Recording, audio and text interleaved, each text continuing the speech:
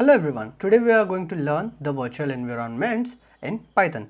Basically, to talk about virtual environments are like a container that holds the versions of your libraries, that is modules, and your Python, right? Let me show you with an example. So here I have three environments, one is 1, 2 and a virtual environment 3, okay, which are holding different versions of Python 2.7, 3.6, 3.10, right, which are also holding a third-party libraries of different versions like NumPy, Matplotlib, Pandas. Here you can also find Pandas which are different in the versions, right, because 3.6 supports 0.1.1.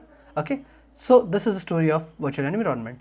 Let me show you how we can quickly create one. Head over to VS Code and here you can see I have created two files, one that ends with .py and one more that ends with ipynb.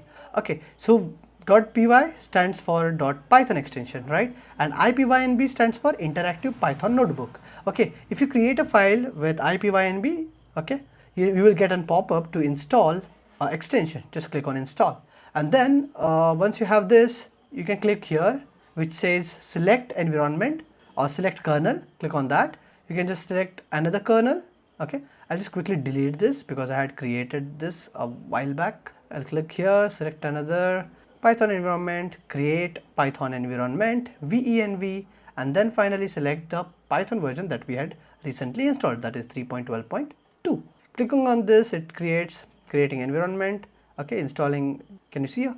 It says it's installing all the things. Okay, so once that is done, here we have everything. Okay, so what I'll do here is just click back here and then select the one we have created here. It automatically selects here. I'll click on this. Okay, so now we are set with the environment. So now here I have some code. I'll just run this and you can see we were able to execute it. Okay, and here if I want to run this particular file in that particular environment, then how would I do it, right?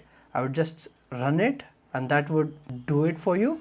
Or what you could do is, here you can see, right, you can just click on this and then it should pop up and give you something called as recommended, which is nothing but something that is already in this particular directory. You can just click on this and it should be set. So now all the execution will be in this particular venv. So right now you can see here it's a venv thing, right? Hope you understood how we created the environment and how we were able to run our Python script in that particular environment. So in the next video we will be learning about variables. So if you have any doubts or questions, make sure you leave it in the comment section, and also if you have any recommendations, let me know that too.